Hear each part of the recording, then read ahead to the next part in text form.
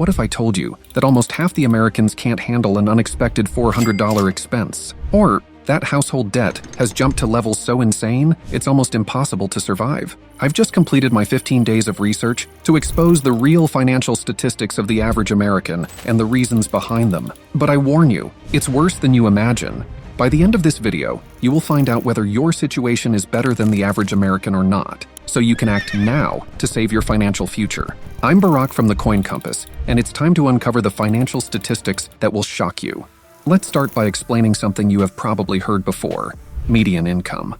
It's not as fancy as it sounds. The median is just the middle number when you line up all the incomes from the lowest to the highest. So, what's the median income of the average American? According to recent surveys and the United States Federal Reserve, the median personal income in the U.S. was $42,220 as of January 2023, while the median household income was $80,610. But listen to something bad. CNBC and SurveyMonkey exposed that 65% of American adults reported living paycheck to paycheck in 2024, up from 58% the previous year. It means that there are so many people who don't have enough money left after paying their monthly bills. Not an ideal situation, huh? But believe me, the next statistic I am about to show you sounds impossible to everyone. According to the Economic Policy Institute, the top 1% of earners in the United States now make more in 3 weeks than the bottom 50% earn in an entire year. But that's not all. From 1979 to 2021, wages for the top 1% of earners in the United States increased by 206.3%, while wages for the bottom 90% increased by only 28.7%. This gap hurts everyone. The middle class is shrinking, people have fewer chances to move up, and more rely on debt to get by. In the end, what's the point of a growing economy if most people are not benefiting? Income is a strong indicator of people's financial status. However, there's something even more important, which is the net worth. Net worth is super simple to understand. It's everything you own minus everything you owe. Take the value of your assets, like your house, car, savings, or investments, and then subtract all your debts, like credit card balances, student loans, or a mortgage. Now, based on the most recent surveys, here's how the median net worth breaks down by age group. Look at the low net worth of people under 35, and the net worth of people 75 and older. The numbers are pretty small, aren't they? Those statistics show that saving money from a young age is not easy, so you should always keep that in mind when spending too much on unnecessary things. You're probably thinking right now, how is it possible that most people don't reach $500,000 even when they are old? Well, housing plays a big role in this. Did you know that housing is the largest monthly expense of the average American? Housing is responsible for 34.9% of the total spending. It includes the costs of having a house, food, transportation, and basically everything you need to keep a minimum lifestyle. The American Community Survey has revealed those interesting numbers. The average monthly cost of holding a house is $1,784. The main reason for this high cost is mortgage debts. But listen to this. The average cost of renting a 2-bedroom apartment is $1,154 per month. The average monthly food spending is $779, and the average monthly transportation cost is $1,027. See what I'm talking about? When adding up those numbers all together, saving money becomes extremely hard. Many people believe their lives will be easy if they earn $75,000 or even $100,000 annually. But what if I told you that it's not enough these days? You see, recent studies show that factors like family size, location, and healthcare costs can kill budgets even for average Americans. For example, a family in New York City may need $90,000 just to cover basic needs, while in lower-cost regions like Louisiana, $60,000 may be more than enough. But why is making $100,000 annually not enough anymore? It's a huge number, isn't it? Well, it's because of rising prices. The Federal Deposit Insurance Corporation conducted a study in 2023 with 30,000 households and found that 68% of Americans are saving less because of inflation and higher interest rates. The study also found something even scarier. 2/3 of Americans believe they wouldn't be able to cover expenses for even 1 month if they lost their job. But what are the consequences of this?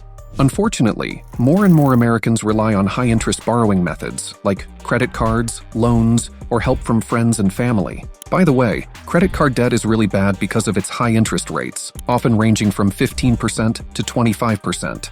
Since we're talking about debt, I must show you some statistics, which can be hard to hear.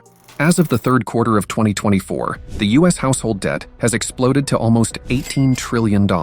And according to Experian, one of the greatest credit reporting agencies in the United States, the average debt an American owes is $104,215 in the form of mortgage loans, home equity lines of credit, auto loans, credit card debt, student loans, and more. But what's the saddest part?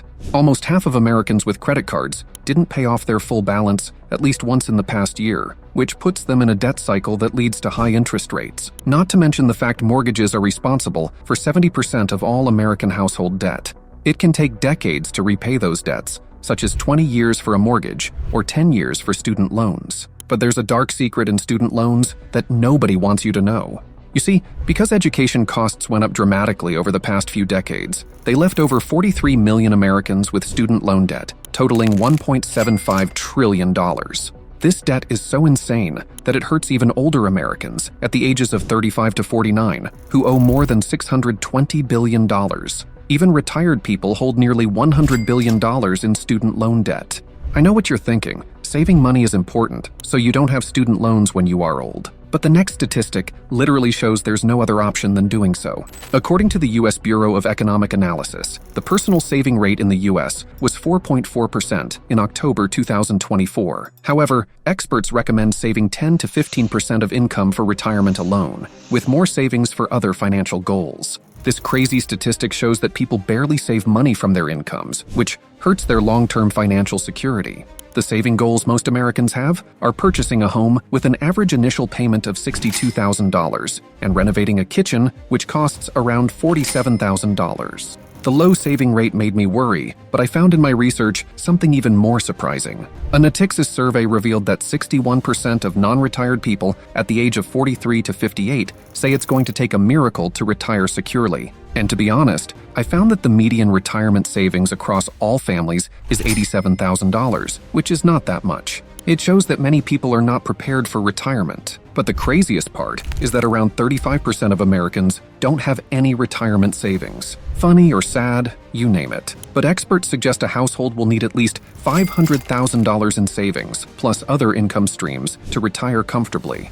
As you probably understand, there's a growing pressure to save for retirement while the costs of living rise and traditional pensions disappear, leaving Americans dependent on their savings and investments. Okay, we talked a lot about retirement problems, but at what age does the average American retire? A MassMutual survey reported that the average retirement age in the U.S. for people born in 1960 or later is 62. And for this group of people, full Social Security benefits are not available until 67. Think about it. Someone retiring at 65 can expect to live another 20 years, making retirement planning super important for a comfortable life after work.